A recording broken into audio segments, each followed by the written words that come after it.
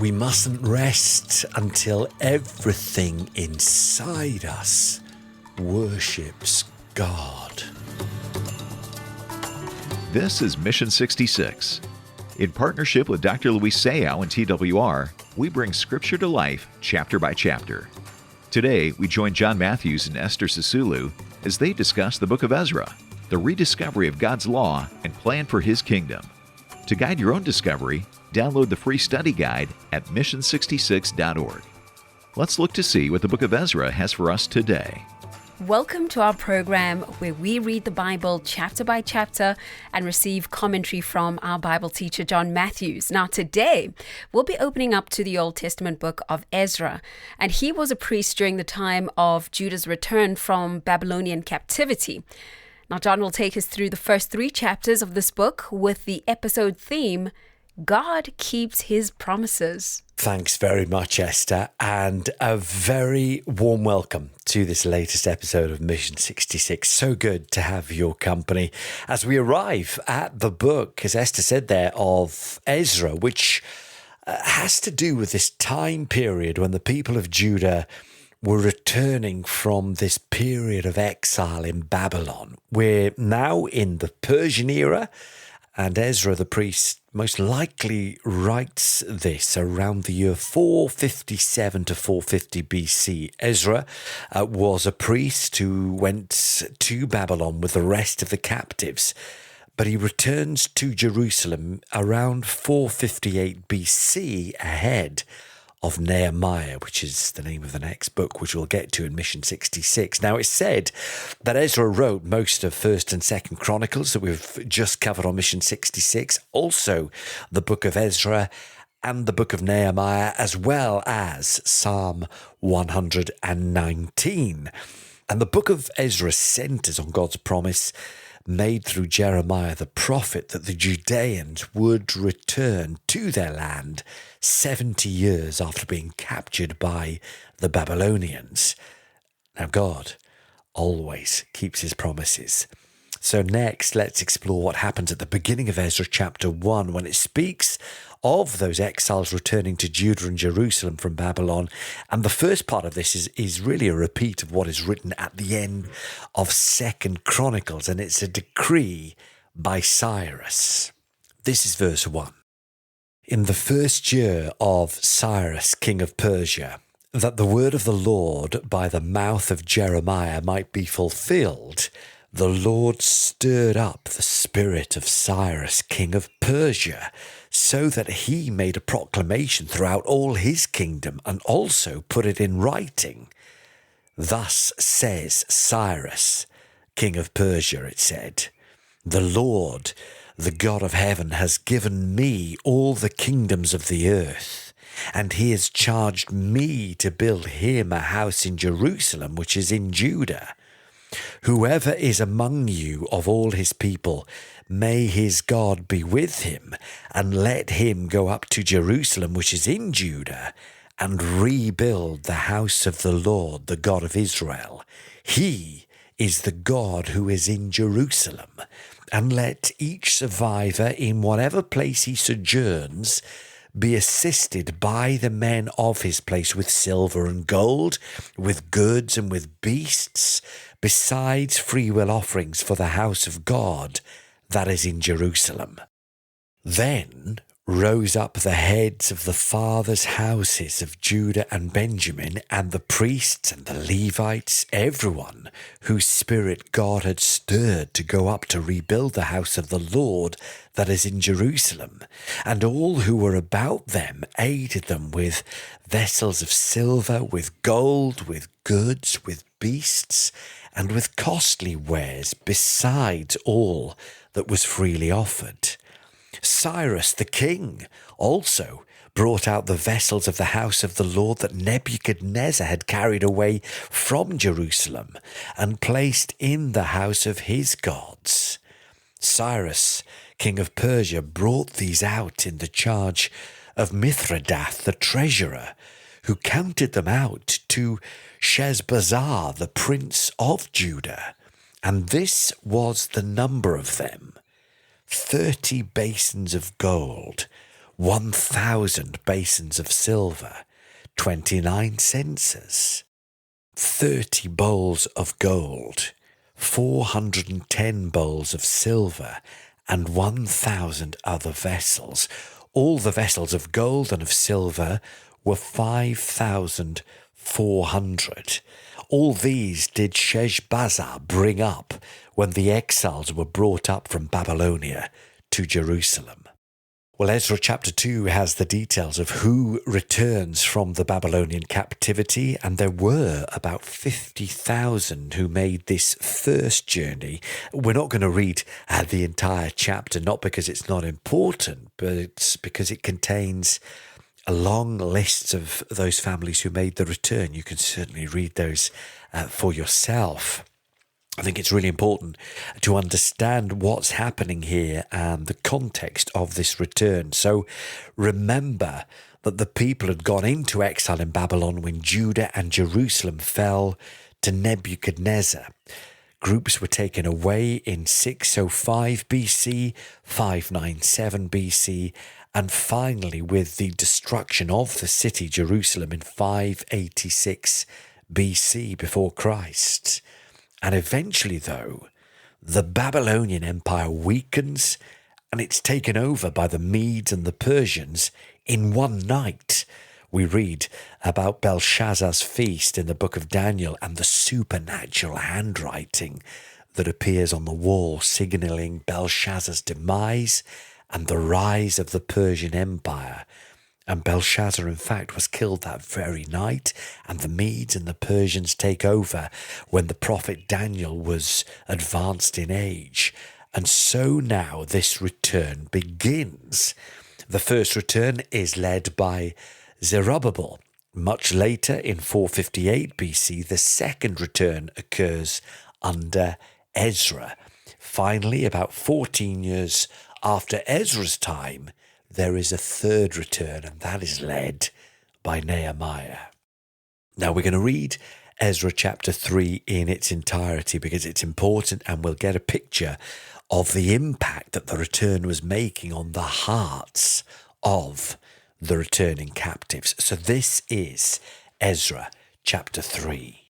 When the 7th month came, and the children of Israel were in the towns, the people gathered as one man to Jerusalem. Then arose Jeshua, the son of Jozadak, with his fellow priests, and Zerubbabel, the son of Shealtiel, with his kinsmen. And they built the altar of the God of Israel to offer burnt offerings on it, as it is written in the law of Moses, the man of God. And they set the altar in its place, for fear was on them because of the peoples of the lands. And they offered burnt offerings on it to the Lord, burnt offerings morning and evening. And they kept the feast of booths, as it is written, and offered the daily burnt offerings by number according to the rule, as each day required. And after that, the regular burnt offerings, the offerings at the new moon, and at all the appointed feasts of the Lord, and the offerings of everyone who made a freewill offering to the Lord. From the first day of the 7th month, they began to offer burnt offerings to the Lord. But the foundation of the temple of the Lord was not yet laid. So they gave money to the masons and the carpenters, and food, drink, and oil to the Sidonians and the Tyrians to bring cedar trees from Lebanon to the sea, to Joppa, according to the grant that they had from Cyrus, king of Persia. Now in the 2nd year after their coming to the house of God at Jerusalem, in the 2nd month, Zerubbabel, the son of Shealtiel, and Jeshua, the son of Jozadak, made a beginning, together with the rest of their kinsmen, the priests and the Levites, and all who had come to Jerusalem from the captivity. They appointed the Levites from 20 years old and upward to supervise the work of the house of the Lord. And Jeshua with his sons and his brothers, and Kadmiel and his sons, the sons of Judah, together supervised the workmen in the house of God, along with the sons of Henadad and the Levites, their sons and brothers. Just for the record here, Zerubbabel was one of the civic leaders, while Joshua, the priest, was the religious leader. There was no separation of church and state at this point. Both were working together, like one of those instances where government and the church works together to advance the kingdom of heaven. And this is verse 10. And when the builders laid the foundation of the temple of the Lord, the priests in their vestments came forward with trumpets, and the Levites, the sons of Asaph, with cymbals to praise the Lord, according to the directions of David, king of Israel. And they sang responsively, praising and giving thanks to the Lord, singing, "For he is good, for his steadfast love endures forever toward Israel." And all the people shouted with a great shout when they praised the Lord, because the foundation of the house of the Lord was laid. But many of the priests and Levites and heads of fathers' houses, old men who had seen the first house, wept with a loud voice when they saw the foundation of this house being laid, though many shouted aloud for joy, so that the people could not distinguish the sound of the joyful shout from the sound of the people's weeping. For the people shouted with a great shout, and that sound was heard far away. You see, this mixture of joy and tears was almost overwhelming as people celebrated the return and the fulfillment of God's promises.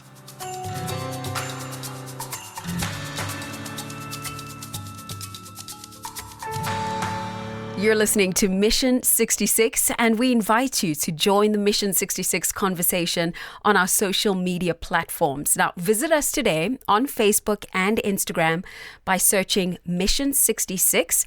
And then you can interact with our community by leaving your comments or your questions. Now, speaking of which, we're going to proceed to our question time with our teacher, John. And I want to start off with those first verses that we read in Ezra, John, because they draw our attention to this Persian king, King Cyrus. Now, he was the one who actually made the declaration for the Judeans to return from captivity after 70 years. But I think surely, as God being sovereign, he knew this was going to happen, because it was known as the captivity that would last for 70 years. Yeah, I imagine it would be a different thing when you're living in captivity and are waiting for that to come true. But you're right, we go to a prophecy in Isaiah chapter 44, which mentions Cyrus by name. Let me read this part of the Bible to you. It's Isaiah 44, verse 28, and it reads, "Who says of Cyrus, he is my shepherd, and he shall fulfill all my purpose, saying of Jerusalem, she shall be built, and of the temple, your foundation shall be laid." Now, what's really remarkable, Esther, about that is that Isaiah ministered around 150 years before the Babylonians even took the Judeans into captivity. So here's Isaiah speaking through the inspiration of God some, 150 plus 70, 220 years before, predicting not only the Babylonian captivity of Judah, but also predicting their return and the restoration of the temple, and actually mentioning Cyrus by name. Well, this was long before the city was taken and the temple was destroyed. And let me show you another example of prophetic insight regarding the Babylonian captivity, because the prophet Jeremiah, who came after Isaiah, said in chapter 25, verse 11, "This whole land," said Jeremiah, "shall become a ruin and a waste, and these nations shall serve the king of Babylon 70 years. Then, after 70 years are complete, I will punish the king of Babylon and that nation, the land of the Chaldeans, for their iniquity, declares the Lord, making the land an everlasting waste." So both Isaiah and Jeremiah have predicted that Judah, because of their sin, would be taken captive into Babylon and that it would last for 70 years. And then this king called Cyrus would be the one connected to the return and the restoration of Jerusalem. Now think of it.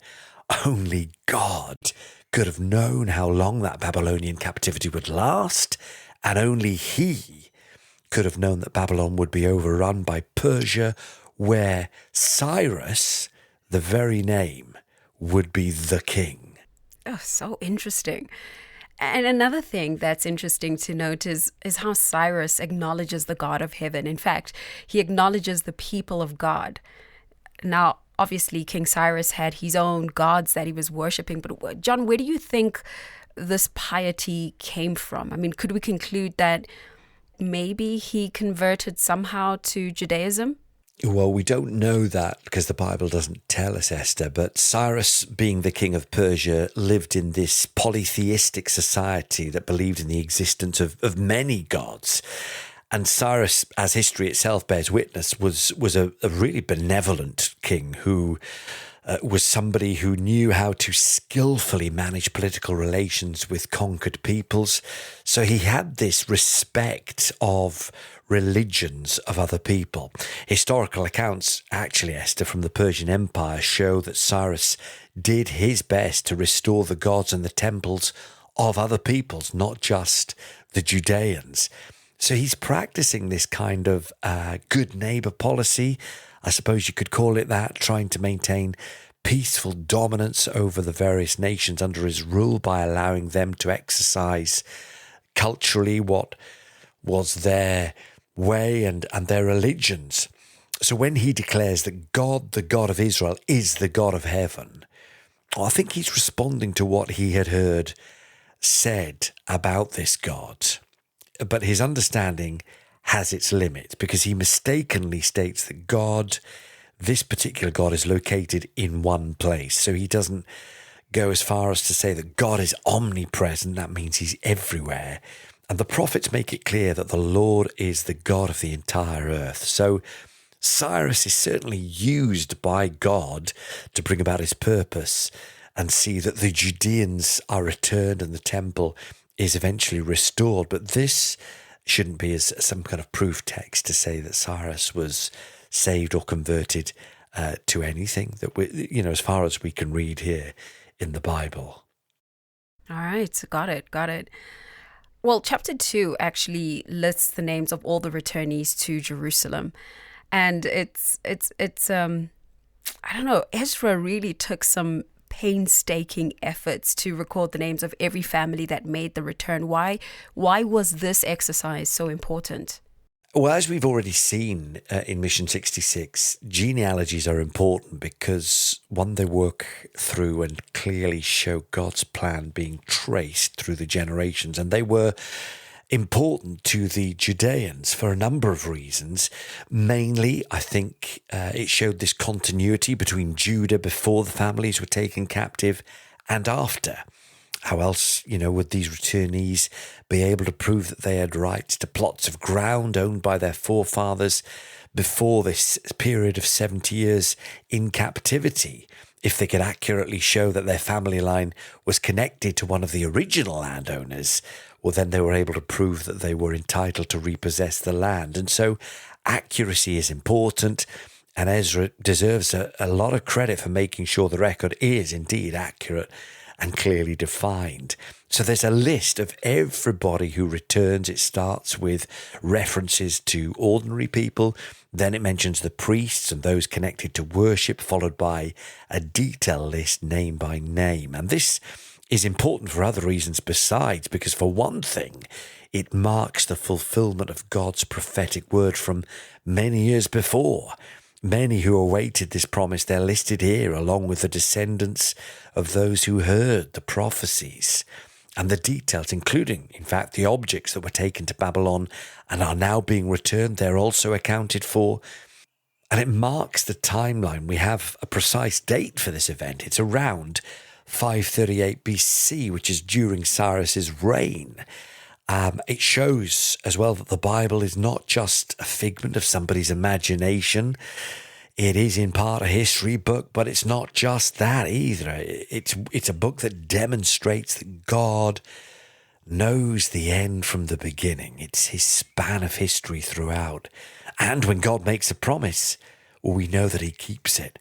And it's done in a clear and an undeniable way. In other words, history may report on the Babylonian captivity and on the date of the Judeans' return, but it's the word of God that shows that God had predicted what was coming. And indeed, if we push on into the New Testament, and we can still open that book and see what is coming ahead of us today. Well, John, there is a very interesting man with an interesting name, Zerubbabel. So who was this guy? So he was one of the civic chiefs who survived captivity, and he was the grandson, actually, of King Jeconiah, who was one of the last kings of Judah. Yeah, well, in the biblical narrative, it actually says that Zerubbabel led the first group of Jews. But then there's also a guy named Sheshbazzar. He was the prince of Judah. So who exactly led the return? Was it Zerubbabel or Sheshbazzar? Or are they perhaps the same person? No, they're not the same person. Zerubbabel was the prominent popular leader who truly spearheaded this return. He was listed as the son of Shealtiel, which was not the same line as Sheshbazzar. And in chapter 1, we see that Sheshbazzar was in charge of the temple objects that were going to be brought back to Jerusalem. Well, there is something I observed in chapter 3, and it has to do with the building of the altar and the temple, even before the rebuilding of the wall of the city. And just in my own deduction process, this shows that there was so much importance given to worship and to praise. Yeah, it's really prominent, isn't it? And we know, Esther, that worship and adoration of God is one of the central themes of the Bible. The hymn writer A.W. Tozer once said, "We must never rest until everything inside of us worships God." And the way that God is approached here is through sacrifice. That is the central focus. So the altar is built first, then the temple. For 70 years, the Judeans hadn't performed any of the sacrifices required by the law. They weren't able to. They couldn't. They'd been removed from their homeland, the temple destroyed. But during their captivity, the concept of the synagogue emerged, small groups where there were at least 10 Jewish families. And during that time, well, they must have had time to reflect on their past history. And so when the people return from captivity, they are ready to restore the altar and indeed the temple. Something that really touched my heart, John, was the response of the people when the temple was rebuilt. I mean, it says that they were both crying and rejoicing all at the same time, so much so that there wasn't a distinction between which was which. I mean, it's quite a touching moment. Yeah, it is. And the younger guys who wouldn't have had any knowledge of the Jerusalem temple worship as it used to be, they were cheering and celebrating. But it says, interestingly, that the older people who had remembered the glory of Solomon's great temple, well, some of those shed tears, perhaps because of the memory of what was lost, but more likely gratefulness to God for his love and his faithfulness in fulfilling his promise, in seeing the day of coming home. Well, I think this was a great start to the book of Ezra, John. So how do we summarize all 3 chapters? Well, Ezra outlines the return of the Judeans from Babylonian captivity during the Persian era, fulfilling, in fact, God's promise through Jeremiah that exile would last 70 years. And the book begins with Cyrus, king of Persia, issuing this decree to rebuild the temple in Jerusalem. Prophecies by Isaiah and Jeremiah predicted the Babylonian captivity, its duration, and the fact that a king called Cyrus would give this order for the Judeans to return to their homeland, which confirms that God knows the end from the beginning and he always keeps his promises. And the return, well, it occurred in 3 waves. There was a civic leader called Zerubbabel who led the first group back in 538 BC. Ezra followed in 458 BC, and Nehemiah would complete the return, rebuilding the wall of Jerusalem 14 years later. Ezra 2, chapter 2, lists families who returned, emphasizing the genealogical lines to reclaiming ancestral land and fulfilling God's promises. And worship is central for these returnees who prioritize rebuilding the altar, offering sacrifices before they construct the temple. And then Ezra 3, we see these mix of emotions as the temple's foundation again is laid, young people rejoicing, those who are older, some of them weeping, remembering Solomon's grand temple that had been torn down by the Babylonians. And in future chapters, Esther, we're going to see a revived people.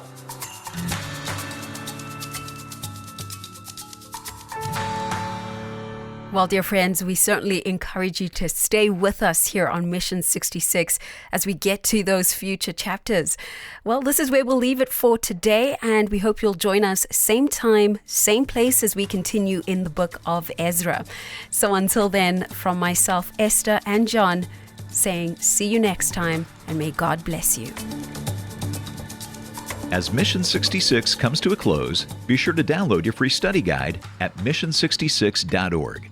Deepen your daily devotion with insights from each episode, and let John and Esther lead you through the Scriptures. Get your study guide at mission66.org and be prepared for our next episode. There, you can also connect with us, ask questions, or donate to help Mission 66's worldwide outreach. Head to mission66.org. Mission 66 is made possible through Transworld Radio in partnership with Dr. Luis Sayao.